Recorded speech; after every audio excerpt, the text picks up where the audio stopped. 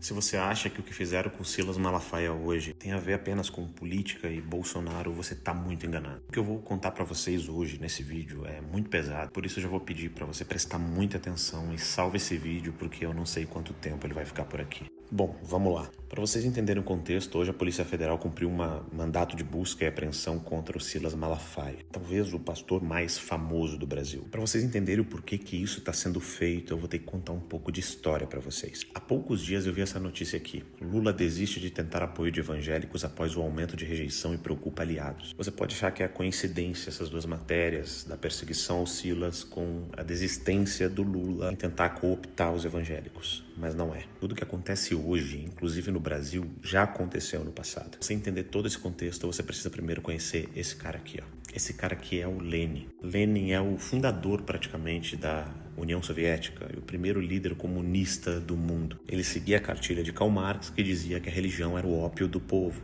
E com um apoio maciço da população, ele implementou o comunismo naquela época. Esse cara, juntamente com Stalin, perseguiu mais de 100 mil padres e pastores. Só que a questão é que nem sempre foi assim. Para vocês entenderem o contexto histórico, na época, os cristãos eram muito predominantes ali na região da Rússia, onde a União Soviética se criou. E com aquele papinho de bom samaritano, para convencer o povo a aderir às ideias comunistas, aquelas ideias de que o comunismo ajuda os pobres, aquela coisa toda que vocês já conhecem, balela, esses caras aqui começaram a distribuir bíblias. Isso mesmo, eles distribuíam bíblias para a população. Só que no início dessas bíblias tinham partes ali do Manifesto Comunista.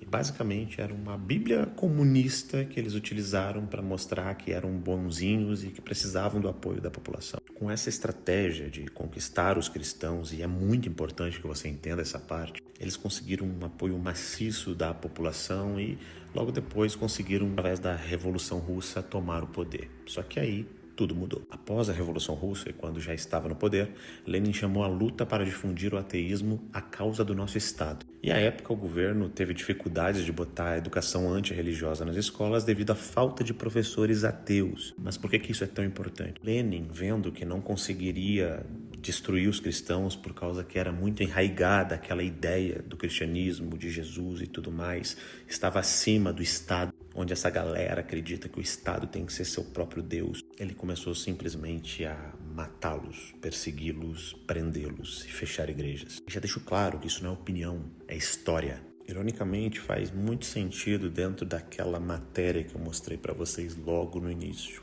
Não conseguimos os cristãos, bora destruí-los. Parece bem parecido. E quer saber o que fica mais assustador?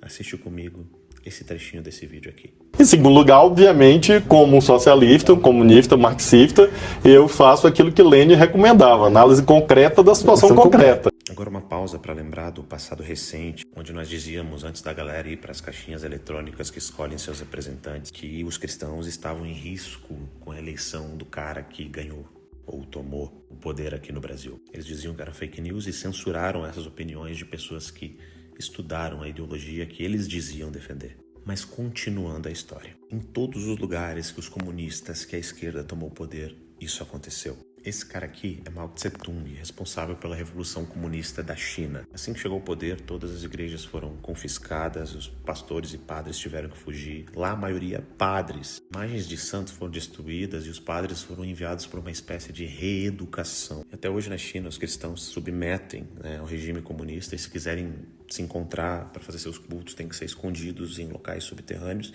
e se forem encontrados, são presos. Em Cuba, Fidel Castro falava muito em liberdade. Durante seu regime, igrejas foram fechadas, padres foram perseguidos, os cristãos foram retirados de universidades e proibidos de estar no serviço público. Em Cuba, ser cristão significava ser uma espécie de cidadão de segunda classe, mas é claro, tudo em nome da liberdade, do bem comum e da justiça social. Na Alemanha Oriental, padres e pastores eram vigiados como se fossem verdadeiros terroristas.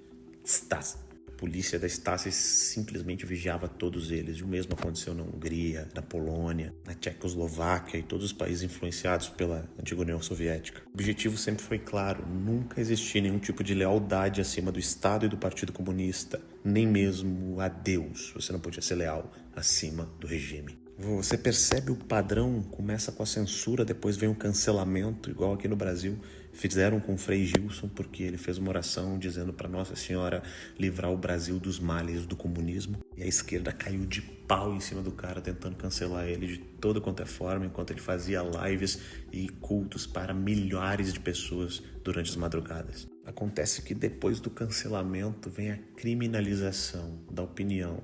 E não somente pelo cara ser uma pessoa de forte opinião política, mas também porque multidões o seguem por motivos religiosos. Chamaram a gente de conspirador, que fazia a teoria da conspiração, fake news, quando dizíamos que haveria sim perseguição religiosa no Brasil. Mas, pois bem, a cartilha está sendo muito bem aplicada. A coisa se torna mais interessante quando você descobre que a maioria desses países que eu citei, que tem esse tipo de perseguição, fazem parte do BRICS, ou são aliados de primeira linha de Lula e inimigos, por exemplo, dos Estados Unidos, de Israel e de países livres. A questão é que você pode até não gostar do Silas, você pode até não gostar de mim, mas meu papel aqui é te alertar para o que está acontecendo de fato no Brasil diante dos nossos olhos. É a história se repetindo. Eu falei que isso era um vídeo pesado e que provavelmente não vai ficar no ar por muito tempo. Mas se você voltar algumas décadas atrás, esse cidadão estava falando isso daqui.